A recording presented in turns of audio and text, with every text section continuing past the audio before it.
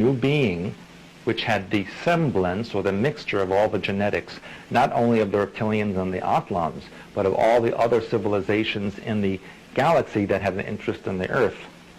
And this prototype was going to be called Adam, which in ancient Hebrew language means from the earth. And that's why in the Bible it says, let us make man in our image. God didn't say, I will make man in my image. Let us make man in our image, plural. And the story of the removal of the rib from Adam to create Eve, to create a female, is an allegorical story of using the foundational reptilian androgynous body and separating it into a male and female figure. That's an allegorical story of the separation into the sexes from a reptilian body. And so I'm going to give you a flow chart, and it might look a little bit messy, but it's the best I can do given the circumstances, of how the flow of civilization and reptilian DNA got into all of you. Because every single person on this planet, whether they're human or not, has reptilian DNA. And that's a unique situation in the galaxy. That's why there's such an interest in this planet from elsewhere, because nowhere else is there such a genetic mixture. And so, if we start out, and I'll try to make this as neat as possible, but I have to write small. If we start out with the Draco and the Lyrian civilizations, we find that there was a split here to Maldek and Mars on this side, and here was the Pleiades, or the Atlans, and this then went to Sumer, and this then went to Atlantis. And I'll do some work here so it won't be too confusing first. And here we have Venus and the moon, and then here we have Lemuria. So we're all on the same page with this so far. This is reptilian form, this is human form. Pure human form, which nobody on this planet is a pure human form. Now, from Atlantis, or from Mars, we have Sumer, and then Sumer led into Babylon. Now this is very important. Babylon is very important in the reptilian ritual and ceremony. The Babylonians spread out to become the Khazars in the Caucasus mountain, and they in turn colonized Europe and the Middle East,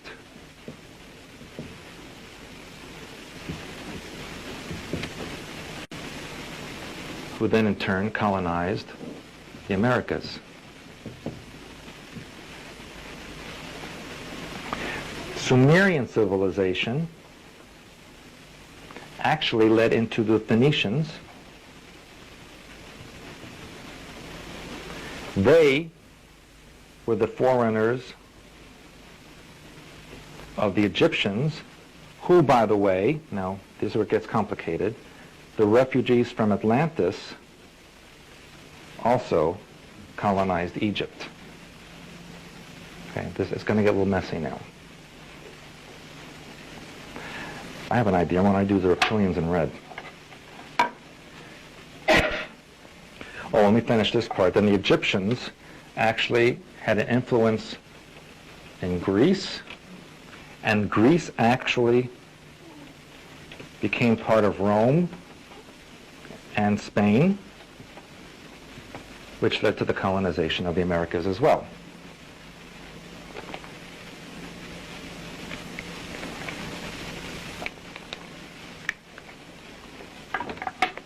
Now, as far as the reptilians are concerned,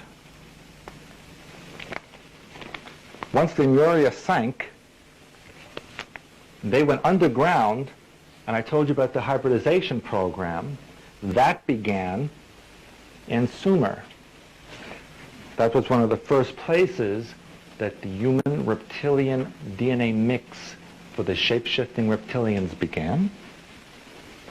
And they also colonized India, China, and Japan.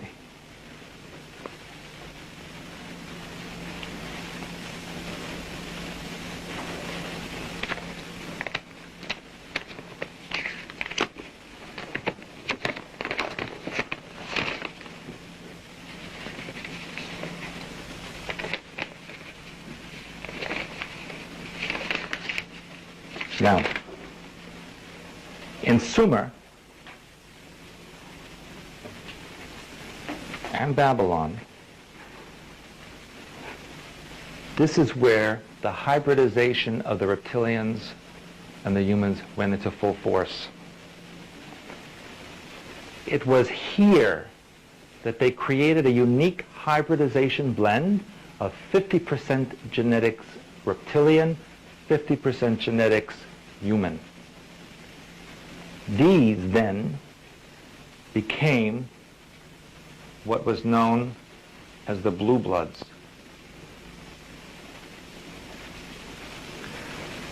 Who became the royalty of the earth.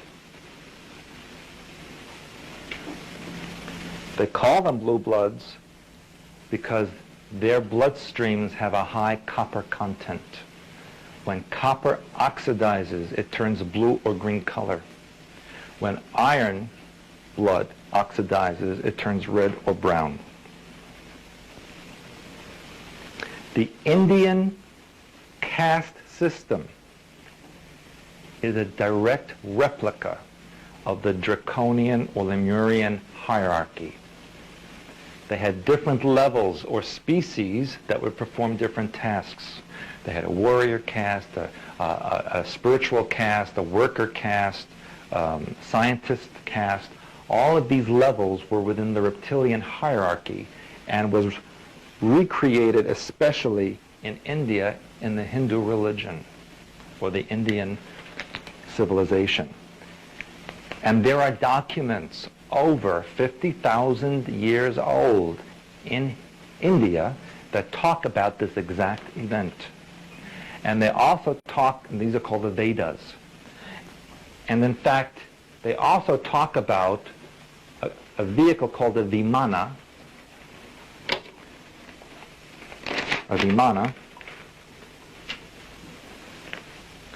which is a craft that can fly into the atmosphere or beyond the atmosphere and shoot lances that can disrupt the ground and create mushroom clouds, nuclear devices.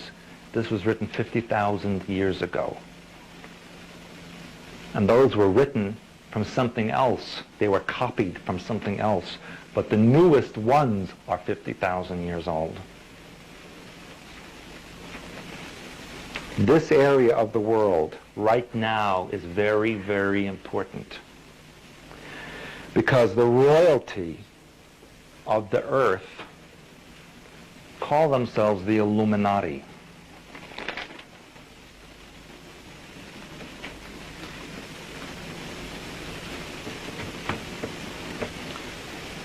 In Latin, it means the enlightened ones or the illuminated ones. Officially, this group began in 1776, created in Bavaria by a man by the name of Adam Weishaupt. That's the official creation of the Illuminati. He put together this organization in Bavaria to pull together wealthy nobility and royalty to create a better world for the earth. Now that is an interesting date, 1776, because what else happened that year? Declaration of Independence and the creation of the United States of America, which, by the way, which I'll explain to you in a moment, is not even a country. And so, the Illuminati finally in 1776 decided to come out of the woodwork to make themselves known publicly, when in fact they existed from day zero. Really, they existed in their present form from the days of Sumer and Babylon. And they worshipped a pair of deities, a male and female. Male was called Nimrod.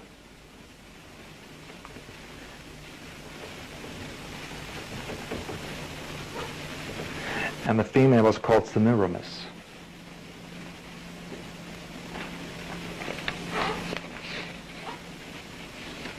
In Egypt, these were changed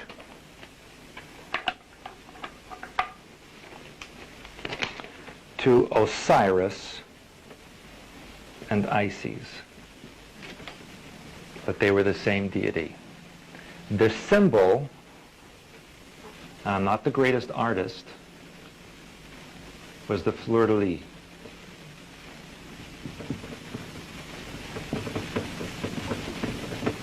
Or the lily, symbolized by the lily flower, the three-pronged flower. And Nimrod, as the god in Sumer, was depicted with 3 horns.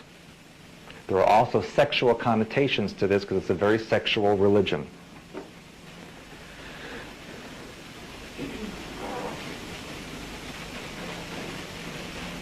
And he required blood sacrifice. Now, the disturbing thing is that in modern times, the same scenario was created in religion in the Middle East, only the same figure they used as Jesus and Mary. There's always male, female, male, female, male, female, one creating the other. There are statues in Sumer showing Semiramis with a human form, a reptilian face, reptilian claws and feet, holding a hybrid baby. That's what they worshipped in Sumer. You can see the picture in any magazine or book related to Sumerian civilization. But all religion from that point onward was based on this type of scenario.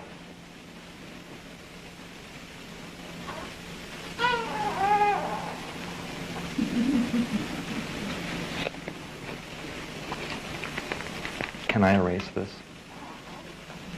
Yes? Yes.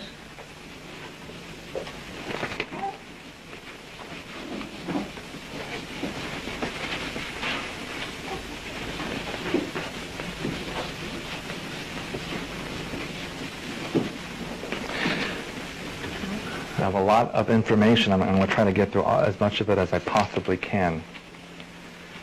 I've only gone through this very first part of 3 pages that I needed to tell you about. Bless you, whoever it is.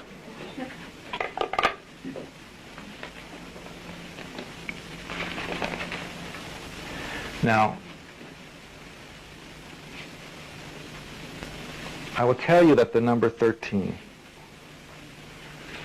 is very significant to the Illuminati, because in the last 500 years or so, also even the last 1,000 years, there are 13 families that control this planet.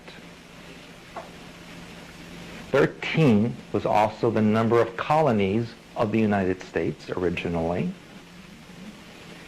13 is also the age when the ancient Hebrews said that children become adults, what they call a bar mitzvah.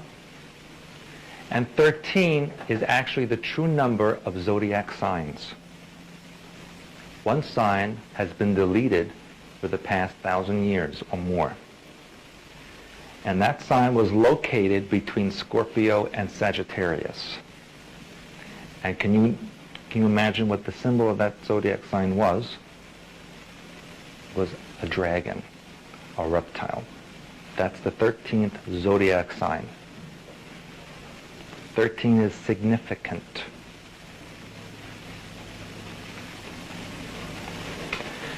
Do you want to know the names of these 13 families? Okay, I'm going to give it to you.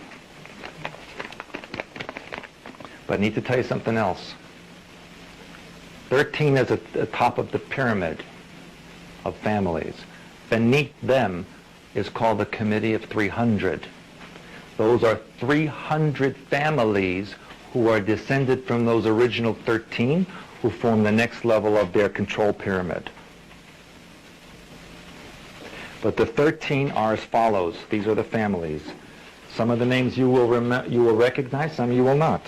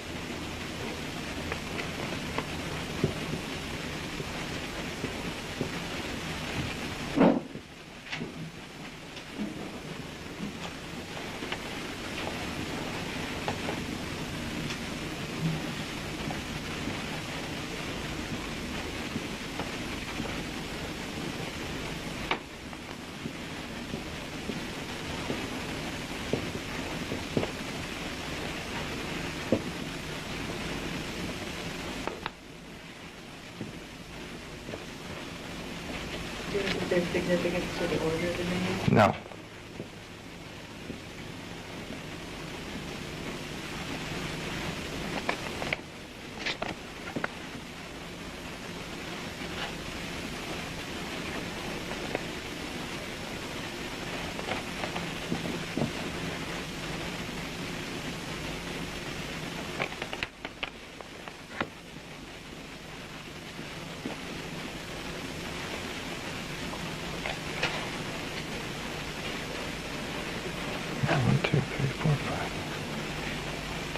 Top 13. These are the 13 families. These families control every minute detail of your life. Can you see it? Can you see that now? Yeah. Some of them you can remember or recognize, some you may not be so familiar with. Where I had flashes, the Sinclairs are also spelled St. Clair. The Rothschilds were originally known as the Bowers. The Warburgs were originally known as Del Banco, hence the name bank or banking. The Windsors, the proper British family, actually are German and changed their name in World War I so that people wouldn't think that they were German. But their real name is Saxe-Coburg-Gotha. And same thing with Cavendish, whose sub-levels are called the Kennedys. Some of these people are in public power right now, and some are not. The Plantagenet family has its center in France, but also sent emissaries or colonies to Scotland and Ireland. Hanover, of course, is a big German city with that name.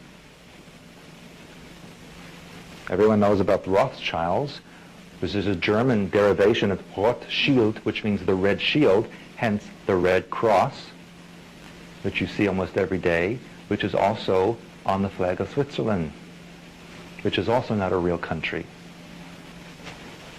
The Krupps, oh yes, the Krupps, claim to fame, they built the ovens in the concentration camp, and all of the machinations for the Nazi Empire. The de Medicis, you know, Italian family, very well known in banking. Romanovs, Russian royalty. My great uncle had the great distinction of having them assassinated in 1917. The Rockefellers, you know, were actually German. Kennedys, of course, you know, Cavendish, same thing. And the Habsburgs, who are the royalty of Austria.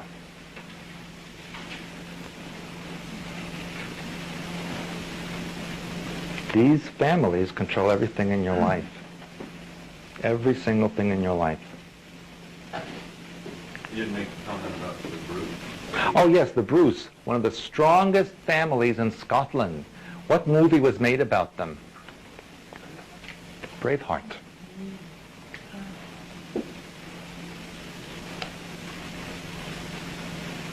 I happen to know one of their descendants who interviewed me for a book she's writing.